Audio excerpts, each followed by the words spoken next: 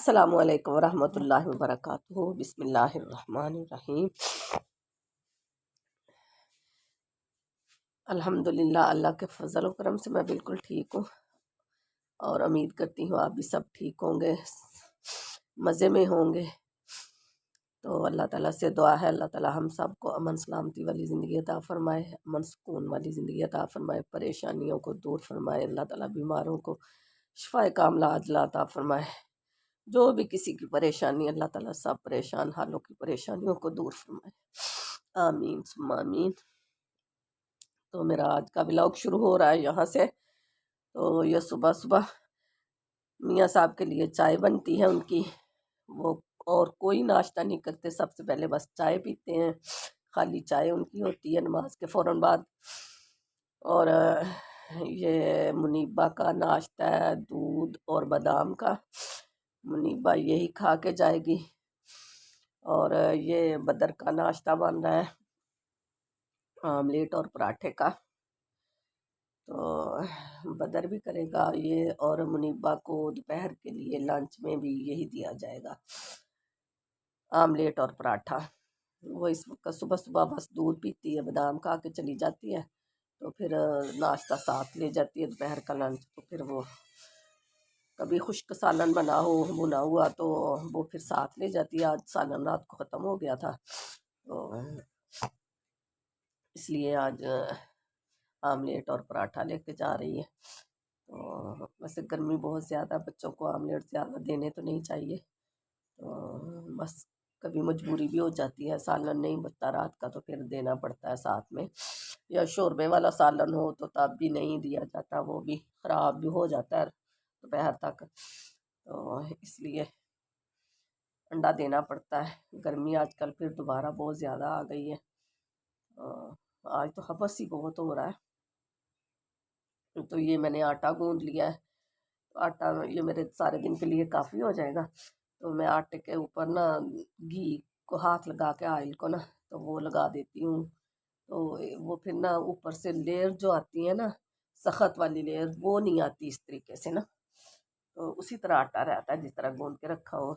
तो ये मैं लगा के रख देती हूँ ऊपर।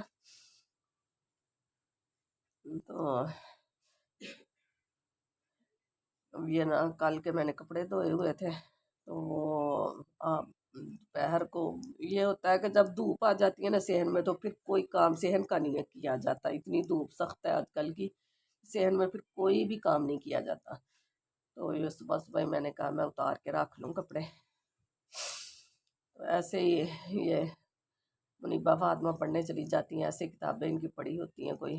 तो आजकल मुनीबा चारपाई पे सोती है, बेड पे सोती नहीं है, कहती है कि गर्मी लगती है, बेड पे पसीना आ जाता है मुझे, तो ऐसे ही चारपाई पे बिस्तर नहीं बिछाती, तो ऐसे ही सो जाती है। पढ़ते पढ़ते बस इसके तो रात 11 बजे 12 बजे तक पढ़ना होता है, उसके बाद फिर वहीं सो जाती है, जहाँ पढ़ती है वहीं लेट जाती है। तो ये मैंने ना आज बाहर नहीं निकाली चारपाई, मैंने अंदर ही खड़ी कर दी है। तो वरना फिर मैं बाहर निकालती हूँ, फिर आके वो फिर दोबारा अंदर करती हूँ, तो इसलिए मैंने ना आज अंदर ही रहने दी, अंदर ही खड़ी कर दी है मैंने चारपाई, बाहर निकाली नहीं।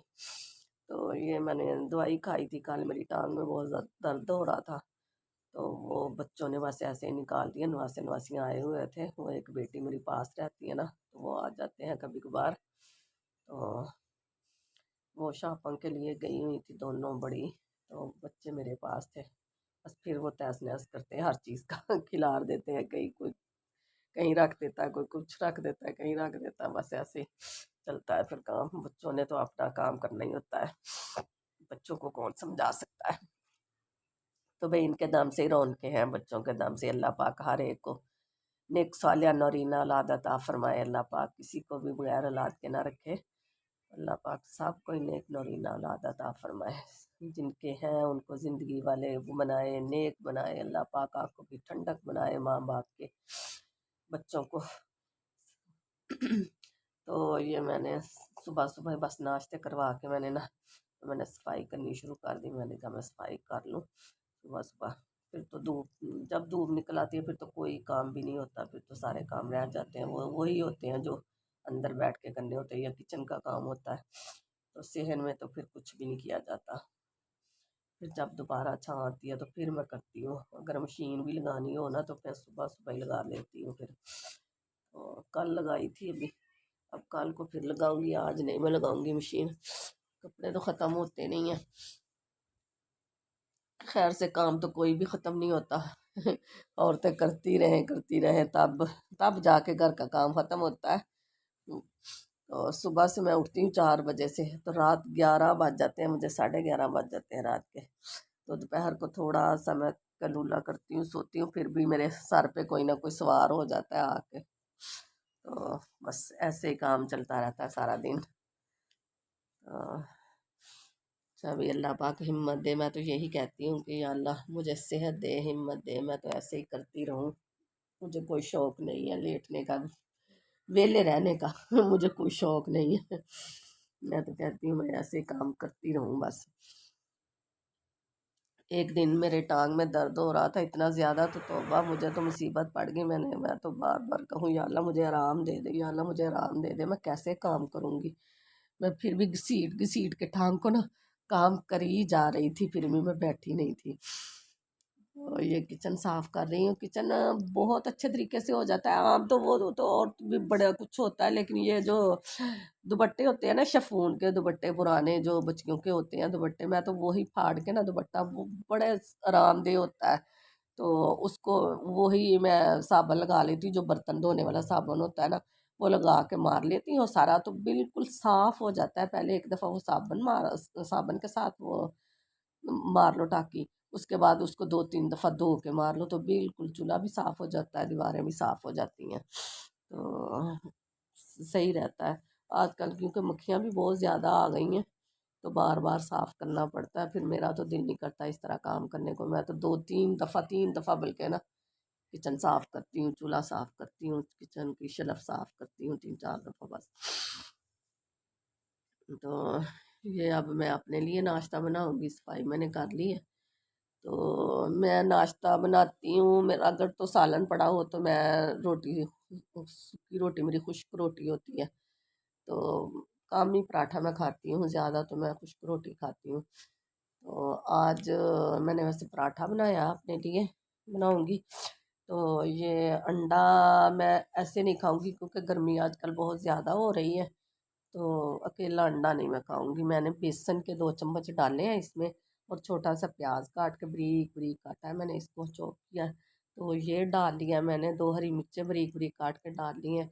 और ये जो डाला मैंने ना, ये है खुश्क धनिया और ज़ीरा सफ़ेद, मोटा मोटा मैं इसको पीस के रखती हूँ। ये हर खाने में मैं डालती हूँ, इसका बहुत ही फ्लेवर अच्छा आता है, बहुत ही मज़े वाला ये ना अंडा बन जाता है इस तरीके से। तो आप भी ये करके देखें, इंशाल्लाह से बहुत मज़ा आएगा। तो ये 2 चम्मच मैंने बेसन के डाले हैं इसमें, एक अंडा डाला है, और प्याज छोटा सा, और 2 हरी मिर्चें मैंने डाली, बाकी नमक मिर्च जो होता है मसाला वो डाला है मैंने। तो ये बहुत मज़े का ना टिक्की बन जाती है ये ना, 2 आदमी भी ये खा सकते हैं ये, एक अंडा। तो गर्मी भी नहीं होगी। वैसे आजकल तो बहुत गर्मी पड़ रही है, अकेला अंडा खाने से ना ज़ुबान भी फूल जाती है, तो और भी गर्मी भी महसूस होती है बहुत ज़्यादा। तो मैं तो अंदर ना थोड़ा सा बेसन डाल लेती हूँ इसके अंदर। तो ये मैं ये ना एक हाथ से मैंने मोबाइल पकड़ा हुआ है, और एक हाथ से मैं बना रही हूँ।